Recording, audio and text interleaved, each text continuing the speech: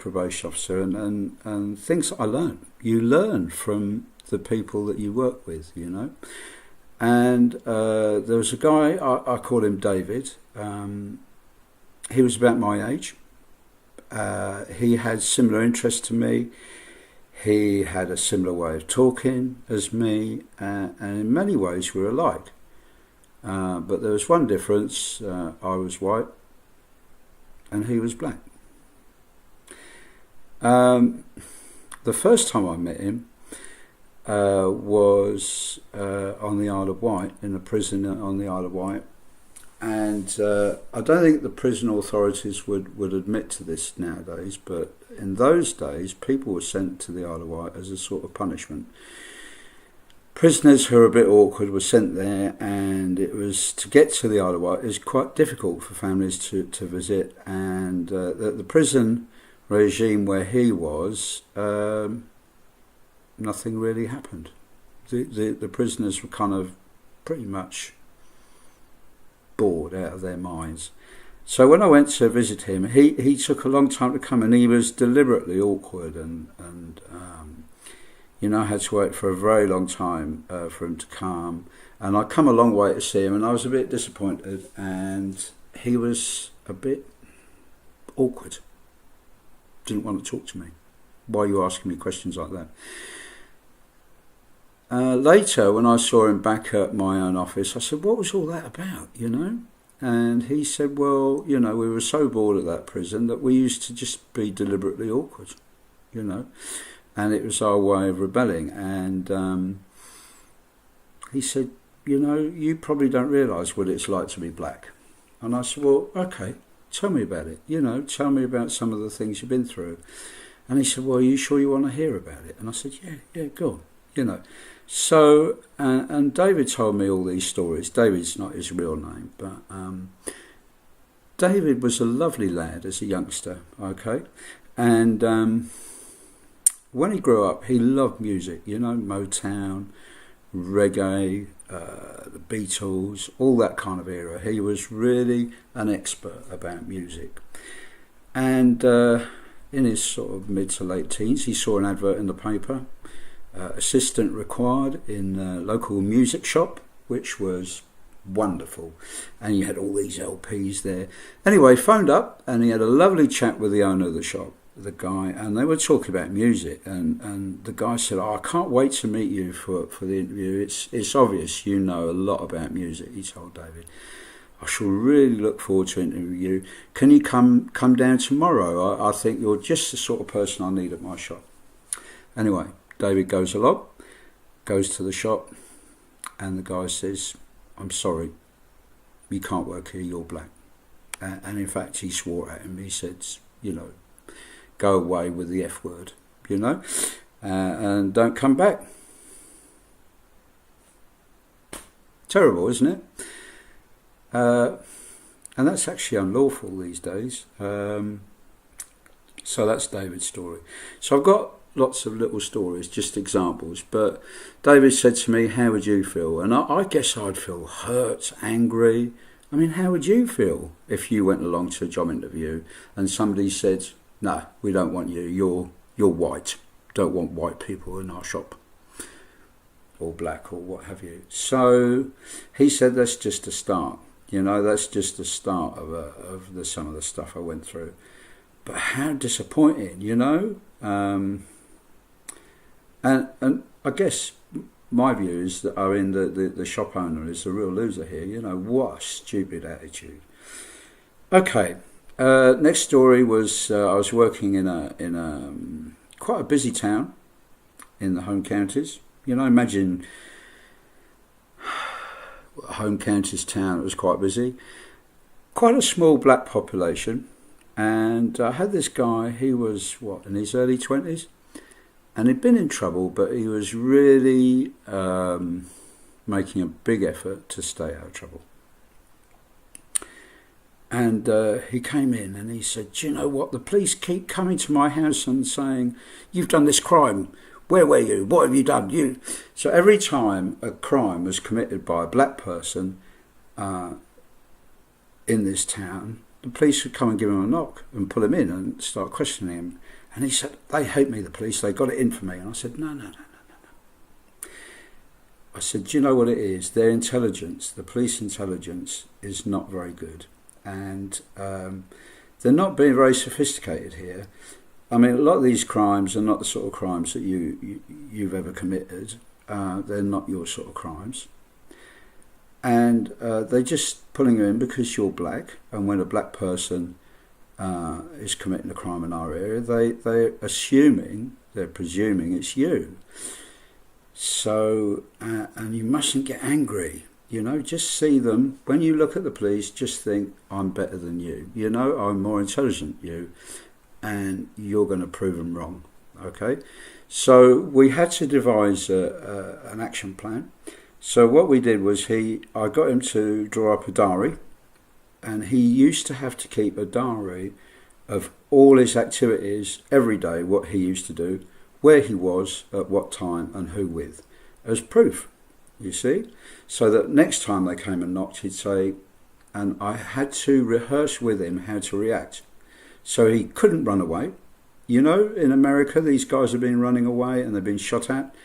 You have to, and I had to, we rehearsed him being really polite, scrupulously polite with the police, and not allowing himself to be provoked.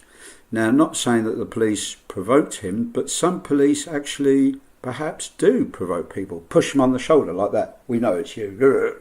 Trying to bait them into, in other words, the policeman's kind of pushing him, saying, come on then, hit me. And you can't allow yourself to fall into that trap of hitting the police officer, because, that is a serious offence.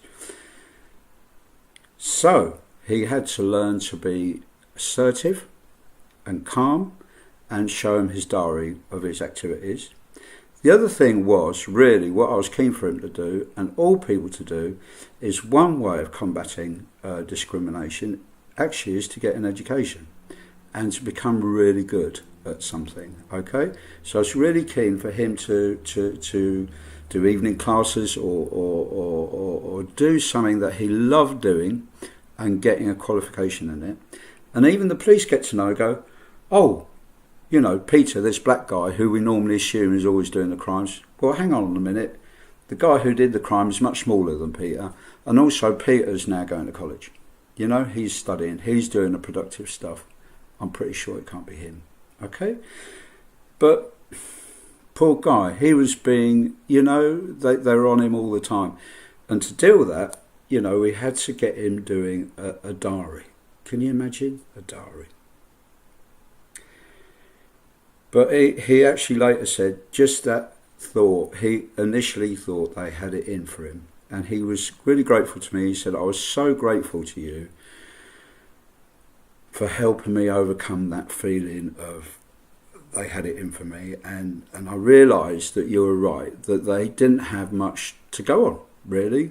And the descriptions they had were weak and purely just to come and get me because I was black.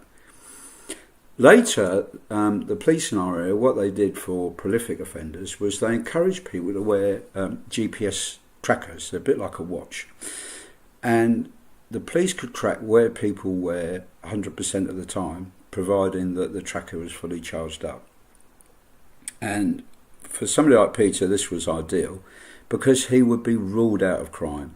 And interestingly, the police in our area were beginning to understand that just purely sending people to prison doesn't necessarily stop them offending, because they've got to come out again, and the chances are they're more likely to offend even more when they come out of prison. Prison can be a school of crime, it can be a brutalising experience, it can make people more violent, all those things. So, when people agreed to wear this tag, the police suddenly became very helpful to these people, and they were much more constructive, and they would even sort of point them in the right direction of getting jobs and things like that. And they wouldn't come knocking on them and annoying them all the time. So that was great. Right, I'm going to talk about another young man who he had a personality disorder. His name, I'll call him Robert. And he was chaos. I'd give him an appointment in the morning, and he would always come the last person just as our office was closing. And I think a few times even the office closed when he was still there, and he was rabbiting to me. And he was very, very intense, telling me all his problems and all that sort of thing. It was useful for somebody to soak up and listen to his problems, really going, and I was sort of pushing him, trying to usher him out of the building. And I'm sure a few times I was left all on my own with him, which shouldn't really have happened because of my own safety and things like that.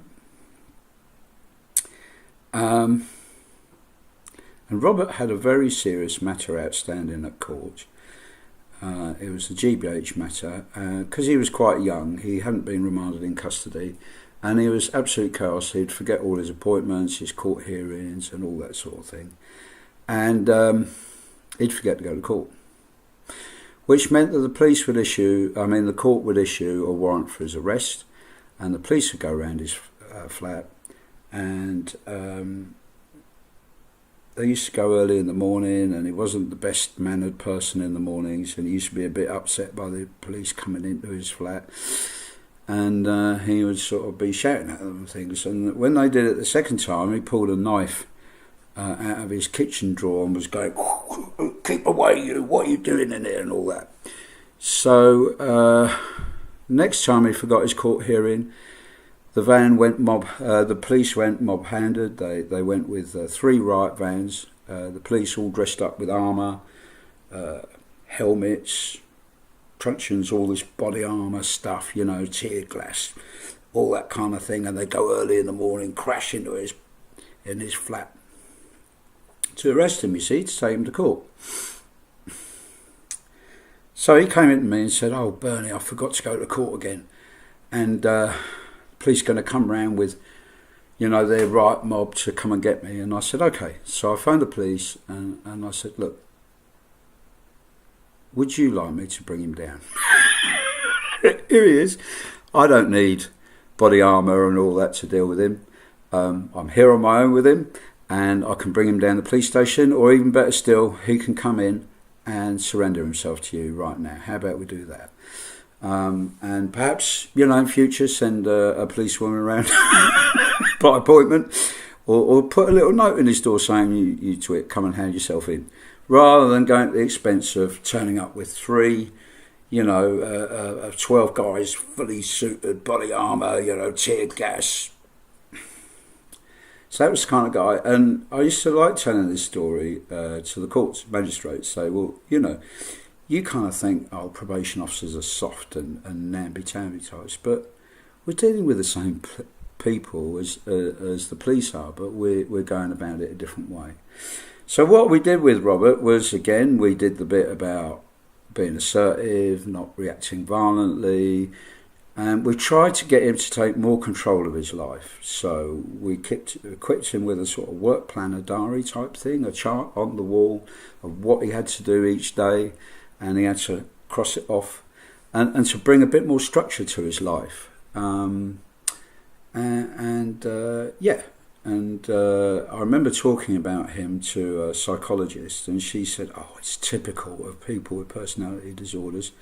They come deliberately at the end of the day when you're feeling tired and knackered and really worn out, and all your energy levels are gone, and you kind of easier for them to deal with. So she said, "Look, Bernie, get him in first thing in the morning." And it kind of reminded me, when I did a stint at youth justice with young offenders, there was this young guy who used to come in about 4 o'clock on a Friday afternoon, saying, "I've got no money, I need money," and he'd be stamping, stamp, "I need money, I haven't got enough," and just to get him to go away, they're feeling tired, they can't wait for the weekend, they used to just give him money just to make him go away. Whereas early in the week, or early in the day, they said, no, you can't have money. This guy was quite sophisticated, and the sort of thing they used to do was he'd say, "I need money for sheets." So they'd send a young trainee social worker out with him to go and buy sheets, and then he'd give her the slip in the toilets, nip out the window, go back to the shop and say, "Mum wants her money back. she don't want these sheets anymore. the lengths he used to go to get money. And the stupid thing was, they would have been better giving him a little book, a little savings bank, and saying pocket money each week and learning to manage your money. But no, he had to have a reason for the money. He needed pencils or whatever. So, the way people in care are brought up isn't necessarily the best way. So there we are. So Robert, yes. Now, I remember this guy. He was in his 30s. He came from Africa. I'll call him Francis, and he had a surname a bit like Umdada Dilipo, and he had loads of qualifications in the printing industry, and he was desperate for work. And I remember sitting there, and we used to try and we filled in application forms. One, we put an application form with all his distinguished qualifications and work experience, which was pretty good. And the other one, we'd put in a different application form in the name of Tracy White, and with very bad handwriting and spelling mistakes and quite inferior qualifications. And guess who used to get offered the job interview? Tracy White. So Paul Francis wasn't getting an interview with these various companies purely because these people were going through the application forms and going, we don't want a black African person here, And that's blatant discrimination, isn't it? Isn't that frustrating? And really, companies that do that discriminate purely on the grounds of race like that, deserve prosecuting, don't they? How would you feel? It's terrible. Now I'm going to talk about, I remember when I was training, there was a lovely young lad who was quite articulate. I call him Daniel, and he was Irish, and he spoke with a nice Irish family, and some of his friends were a little bit in trouble, and police used to target him. It's like they didn't have enough to do, and they used to target him, and it annoyed him, and he put a complaint in against a police officer for some behaviour that a police officer had done towards him. And rather than make the situation better, he said that it got worse, that he was annoyed almost on a daily basis by the police, and he was picked on by them, and that the police obviously felt they were justified in targeting him to stop crime. So he had a fantastic memory, this guy. So what we did was we kept a diary, and he'd come in and I'd type up a journal of all these incidents that occurred, and he would remember the policeman's name, their number, the time, and he remembered all these factual events, and he didn't really know which things the police could do and the things that the police couldn't do. So it was quite a useful exercise for him to learn what his rights were. And eventually he went and took this journal in to a senior police officer and say, look, this is what's going on. And the senior police officer was quite amazed, actually, that this young lad, Daniel, could keep such a journal. And he actually took action to stop this sort of thing happening, because Daniel was staying out of trouble and he was being picked on, and it was quite unfair. And some of the incidents were against police procedures and against the law, really. And the police officers concerned deserve sanction. I don't know whether, again, he was being picked on because of his age or because he was Irish, but I'm just sort of broadening it out here. Another quite a nice story. There was a young Greek guy that I met. I say Greek, his parents are Greek, but he was born here. And I'll call him Andronicus.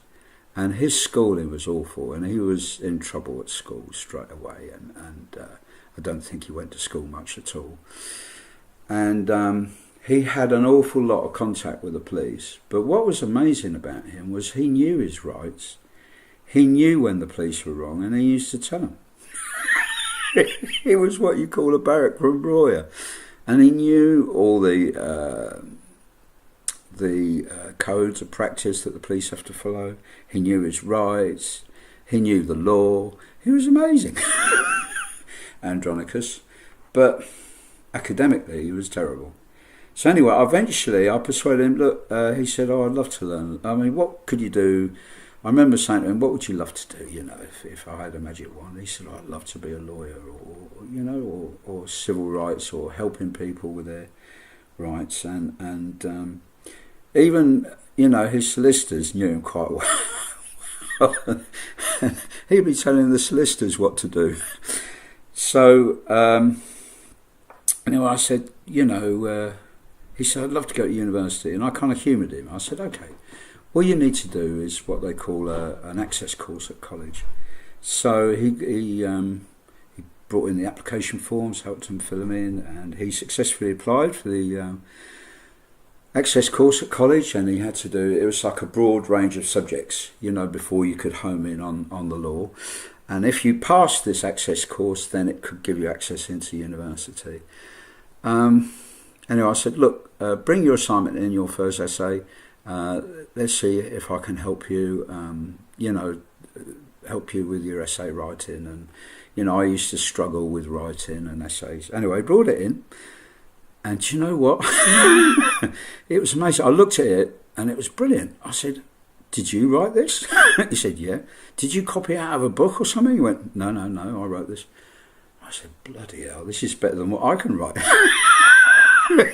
You don't need my help, Andronicus. This is absolutely brilliant. Needless to say, I just kind of motivated him and encouraged him. But he didn't need my help in writing. He could write better than me. And needless to say, he passed his access course with flying colours, and he applied to go to university.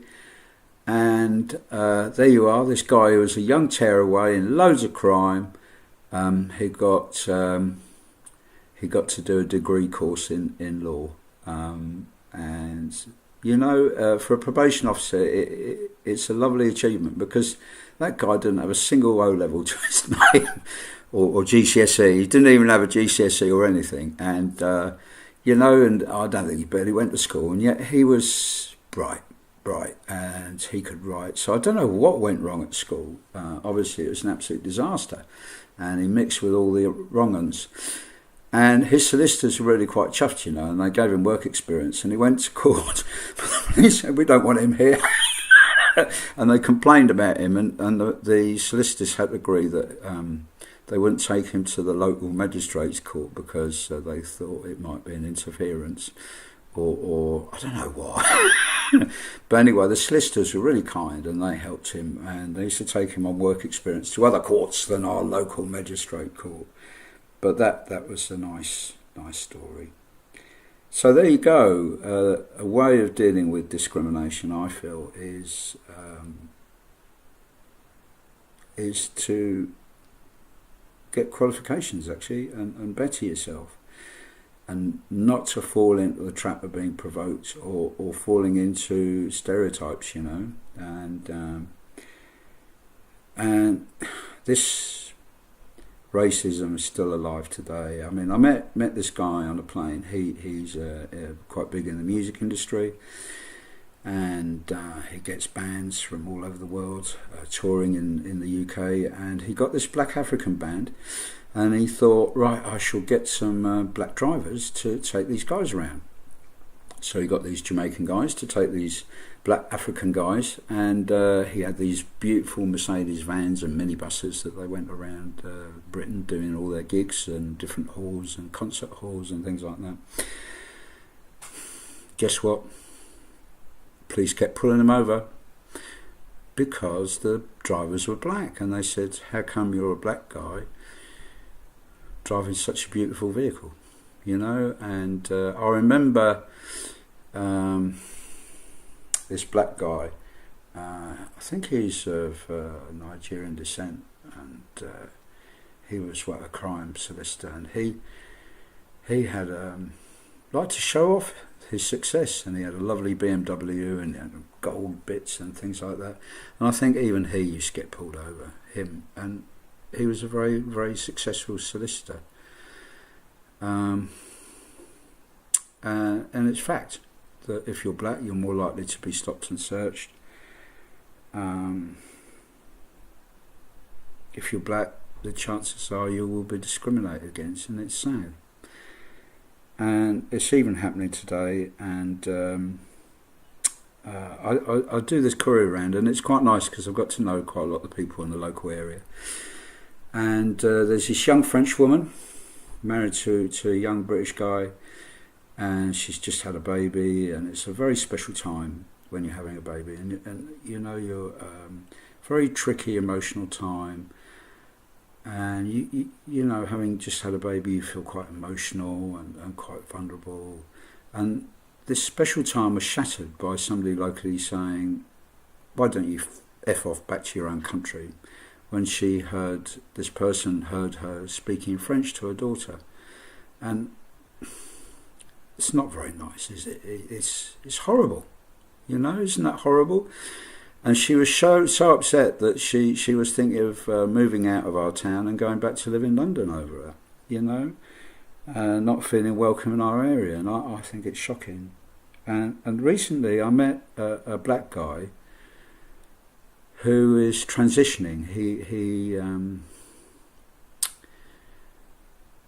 He's transitioning into becoming a woman, and he's at the beginning of that journey, and somebody was very, very horrible to him, transphobic, and threw a brick at him and was violent, and that's horrible, and this guy deserves every support, niceness and kindness and understanding, really. And he's had quite the opposite. And it's one thing being black, and then to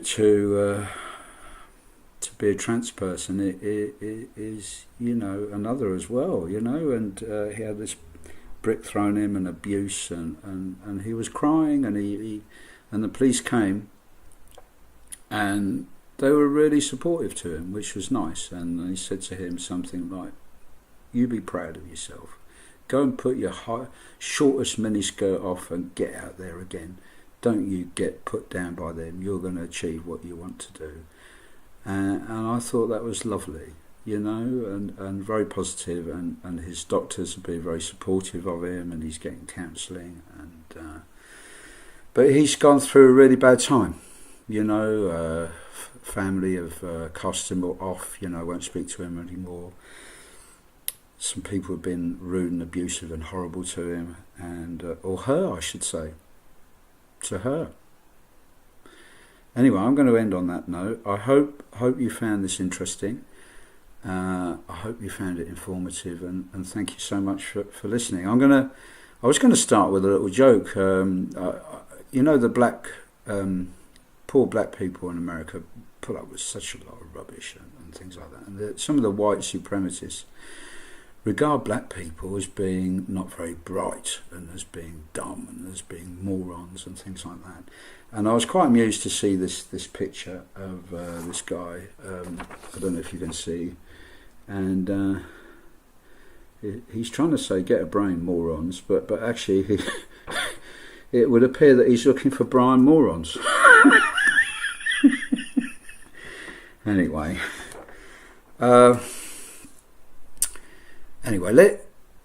Diversity's a good thing, and let's all be kinder to each other. And thank you so much for looking on this, and do please subscribe to my channel, and do please put thumbs ups, and thank you for watching. I've been quite amazed by how many people have been looking in at my videos, so thank you so much, and I hope you've had a little insight to the sort of things that I used to have to deal with. And there's many more stories, there's a story of a guy who was Asian, and he had a really traumatic background. I think his dad was convicted of murder and things like that, and his mum died, and he was brought up by a white family, and his head was screwy, and he got all sorts of adventures, and I remember having to work with him, and he used to have outbursts and things like that, and he used to get quite angry, and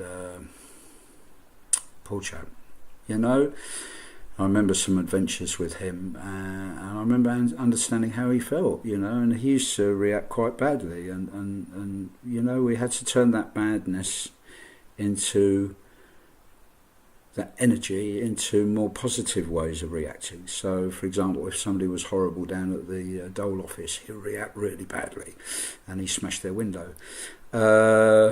One day, he was looking at these nice new BMW cars at a motor showroom, and somebody told him to F off and blah blah, go away, and he went back later and smashed their window, and I had to kind of turn that energy around and say, come on, you've got to get even in a positive way by bettering yourself, by and we had to get more structure to his life and get him achieving things. So little things, step by step. I mean, one thing that we got him doing was improving his little flat, so his self-esteem went up, he decorated it nicely. The housing people were quite impressed how well he'd done it, and it was leading him towards perhaps getting a little job, and things like that. But not to go all the time like he was. It was reacting badly, and to try and rise above things. And I remember with this young black guy, really trying to get him to rise above police harassment, really, and to rise above it. And to be quite dignified and polite, and not to fall into the trap. So I guess people didn't realise those things kind of went on, but there you go. Anyway, that's my message. Let's all be nicer towards each other. Let's not tolerate, people saying horrible things, F off, back to your own country and stuff like that. It's degrading, and in fact, diversity is lovely. I actually thank the Lord for diversity. Just food-wise in this country, how would I cope without pizza and pasta and curries and French food and Italian food and Greek food and Turkish food? Just sausage and mash and gravy every day. Nah. Anyway, do subscribe, and thank you for your support. Bye now. Bye bye.